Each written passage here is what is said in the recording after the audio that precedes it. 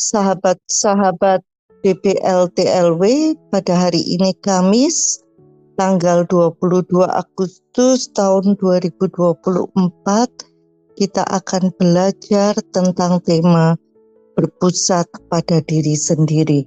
Penting sekali dalam hidup untuk berfokus pada Tuhan dan bukan pada diri sendiri.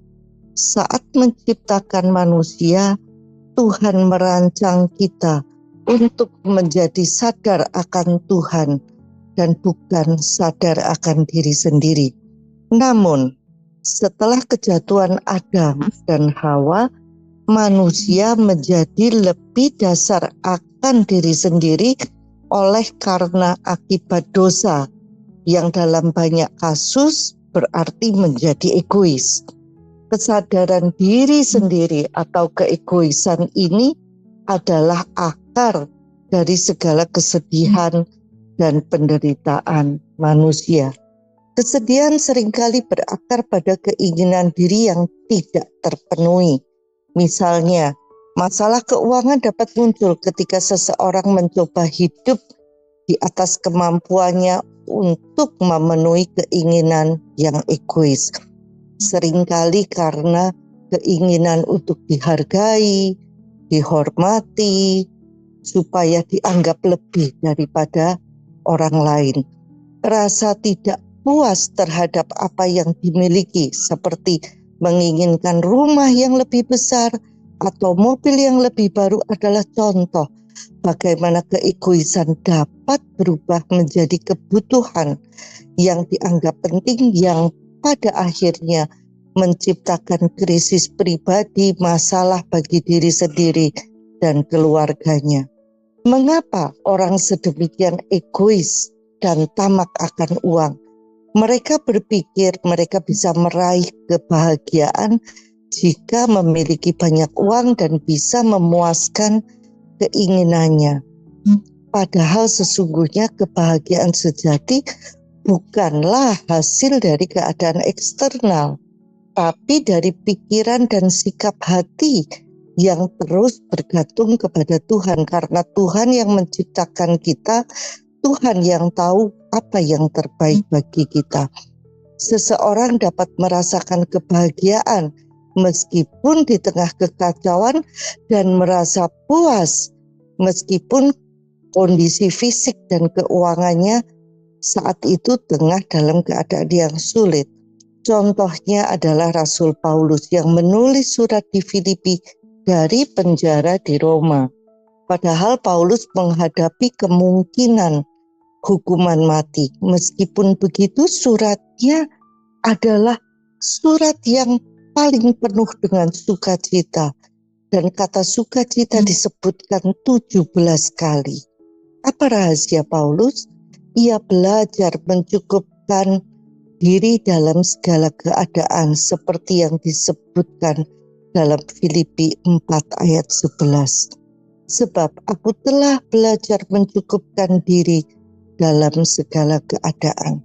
Kepuasan ini adalah hasil dari proses pembelajaran, bukan sesuatu yang datang secara alami, seperti kemampuan membaca dan menulis. Kepuasan dan kebahagiaan sendiri sejati harus dipelajari dan diperoleh melalui usaha dan kesadaran yang terus-menerus, di mana kita mau memperbarui pikiran kita sesuai dengan kebenaran firman Tuhan. Roma 12 ayat 2. Keegoisan sangat bertentangan dengan prinsip Matius 6 ayat 33 yang menyatakan, tetapi carilah dahulu kerajaan Allah dan kebenarannya, maka semuanya itu akan ditambahkan kepadamu. Tuhan menjanjikan bahwa kebutuhan kita akan terpenuhi jika fokus kita pada kerajaannya terlebih dahulu. Mencari kerajaan Allah terlebih dahulu tidak berarti kita akan menjadi konglomerat, tetapi apapun yang kita butuhkan tersedia tepat pada waktunya. Butuh uang, maka uang ada. Butuh kesembuhan, kesembuhan tercipta. butuh hikmat dan kreativitas, semua didownload oleh Roh Kudus. Ini yang membuat kita tercukupi tanpa harus stres berlebihan. Kita memiliki damai sejahtera yang melampaui segala akal karena ada Yesus di dalam perahu kita. Kasih pengorbanan Yesus Kristus mengajarkan kita tentang pentingnya menyerahkan diri sepenuhnya kepada Tuhan dan menghindari keegoisan. Dalam 1 Yohanes 3 ayat 16 tertulis, inilah tandanya kasih itu, yaitu bahwa Yesus Kristus telah menyerahkan nyawanya untuk kita. Jadi kita pun wajib menyerahkan nyawa kita untuk saudara-saudara kita. Yesus dengan sengaja menyerahkan nyawanya. Tidak ada yang dapat mengambilnya. Dia yang sempurna dan tanpa dosa menanggung penderitaan, termasuk penolakan, ejekan, dan penyaliban demi menyelamatkan kita dari dosa. Seperti yang tertulis dalam 2 Korintus 5 ayat 21. Dia yang tidak mengenal dosa telah dibuatnya menjadi dosa karena kita, supaya di dalam Dia kita dibenarkan oleh Allah. Yesus tidak hanya menyerahkan hidupnya untuk menyelamatkan kita dari neraka, tetapi juga untuk menyingkirkan sifat duniawi dalam diri kita. Allah menciptakan kembali karakter kita menurut gambar Allah jika kita bersedia untuk memperbaharui pikiran kita sesuai dengan kebenaran firman Tuhan, sehingga kita dapat membedakan mana yang baik, yang berkenan kepada Allah, dan yang sempurna. Semua itu merupakan suatu proses. Ketika lahir baru, Roh Allah tinggal di dalam roh kita. Nah, tugas kita adalah menyelaraskan pikiran kita dengan firman-Nya agar karakter Allah itu menjadi karakter kita. Karena firman itu adalah Allah sendiri. Kita perlu merenungkan apakah kita mencerminkan gambar Allah dalam kehidupan kita dengan cara mengasihi dengan penuh belas kasihan dan memberi diri kita sendiri untuk orang lain, atau kita masih dipenuhi dan dipengaruhi oleh keegoisan, hanya memikirkan diri sendiri. Jika berdoa untuk keluargaku, untukku, untuk bisnisku, untuk anakku, semua aku, dan aku. Atau kita juga berdoa ingin agar kita memiliki pikiran Kristus, memiliki perasaan Kristus, mengerti kehendak Kristus, mengerti isi hatinya, dan bisa menghidupinya, sehingga hidup kita menjadi Alkitab yang terbuka. Orang-orang yang melihat kita boleh melihat ada Kristus di dalam kehidupan kita. Kesedihan juga muncul dalam hubungan antar manusia, terutama ketika keegoisan menguasai hati seseorang. Amsal 13 ayat 10 mengingatkan kita, hanya keangkuhan yang menimbulkan pertengkaran. Kesombongan, baik yang terlihat sebagai keangkuhan maupun yang tersembunyi dalam bentuk rasa rendah diri, adalah akar dari konflik. Kesombongan seringkali mencegah kita untuk merendahkan diri, memaafkan, atau untuk melayani orang lain, karena kita terlalu fokus pada bagaimana orang lain melihat kita. Yudas adalah contoh dari seseorang yang jatuh dalam perangkap keegoisan. Ketika seorang perempuan, Maria, memecahkan buli-buli minyak narwastu yang mahal dan menuangkannya di kepala Yesus sebagai tanda kasih, beberapa orang termasuk Yudas merasa hal itu adalah pemborosan. Mereka berpendapat bahwa minyak tersebut lebih baik dijual dan uangnya diberikan kepada orang miskin. Markus 14 ayat 3-5. Namun Yohanes 12 ayat 5-6 mengungkapkan bahwa niat Yudas sebenarnya tidak tulus.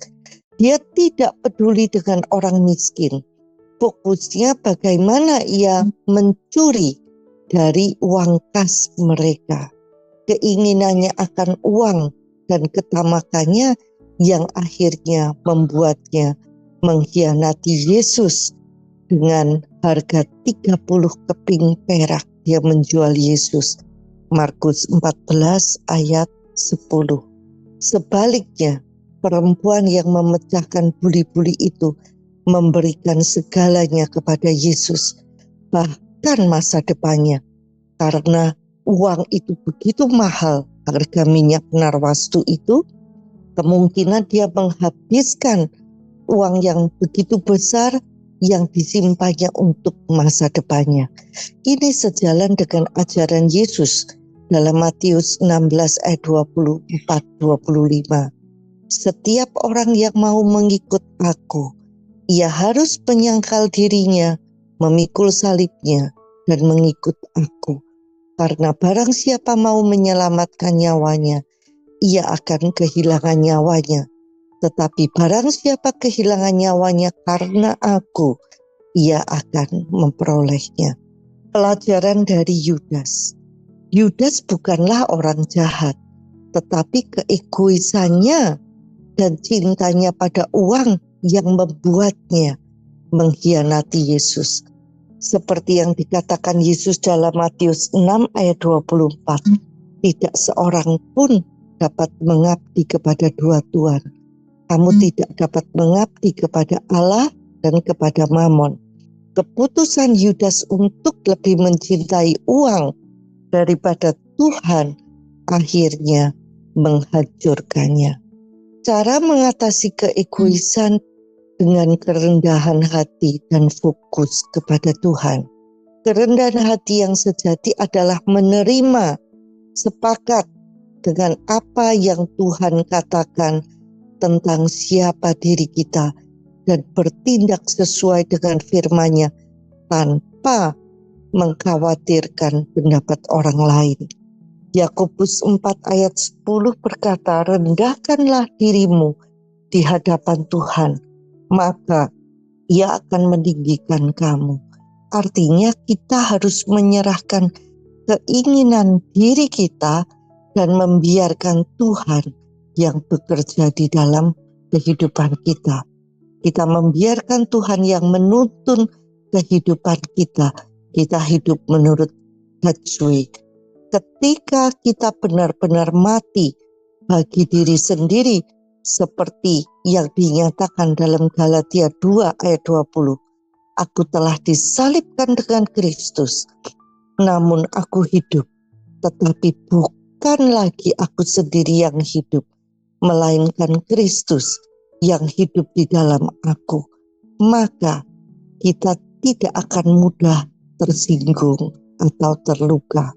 Mengatasi keegoisan bukan berarti kita harus berusaha lebih keras untuk membunuh keegoisan itu, tetapi dengan cara mengalihkan fokus kita kepada Tuhan terutama dan kepada orang lain. Saat kita melayani orang lain dan peduli kepada kebutuhan mereka, kita secara alami akan melupakan kebutuhan kita sendiri. Setiap kita selalu merasa, oh, ada orang lain yang jauh lebih hebat dari kita. Tetapi ketika kita melihat kebutuhan orang lain, kita juga sadar ternyata masih ada orang-orang yang lebih susah dari kita. Ini adalah bentuk ibadah kita yang sejati, seperti yang dikatakan dalam Roma 12 ayat 1, supaya kamu mempersembahkan tubuhmu sebagai persembahan yang hidup, yang kudus, dan yang berkenan kepada Allah. Itu adalah ibadahmu yang sejati. Pada akhirnya, fokus utama hidup kita haruslah kepada Tuhan. Kita harus membuat keputusan setiap hari untuk menyerahkan hidup kita sebagai persembahan yang hidup, untuk mengasihi Yesus lebih daripada diri kita sendiri, dan untuk menjalani hidup yang sepenuhnya dipersembahkan kepada Tuhan. Hanya dengan demikian kita bisa hidup bebas dari kesedihan yang berakar pada keegoisan dan benar-benar merasakan kedamaian dan sukacita yang Tuhan janjikan. Yesus memilih menderita di kayu salib untuk membebaskan kita dari keegoisan yang merusak diri kita sendiri. Keegoisan adalah akar dari banyak dosa dan penderitaan kita. Dan kita dipanggil untuk meneladani Yesus dengan menyerahkan hidup kita kepadanya dan hidup dalam kasih yang tulus. Pilihlah untuk menyerahkan hidup kita kepada Tuhan dan hidup dalam kasih yang sejati. Demikian pelajaran kita pada pagi hari ini. Sampai jumpa lagi esok hari di hari Jumat. Tuhan Yesus memberkati.